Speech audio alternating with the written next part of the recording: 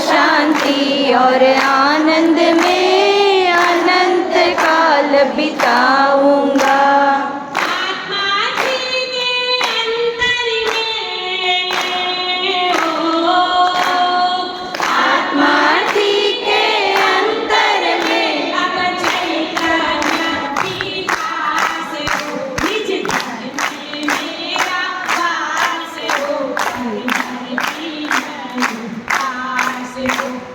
घर में मेरा वास हो, अब परती नहीं चाह हो। निज घर में मेरा वास हो, पर की नहीं आस हो। निज घर में मेरा वास हो, पर घर की नहीं आश हो।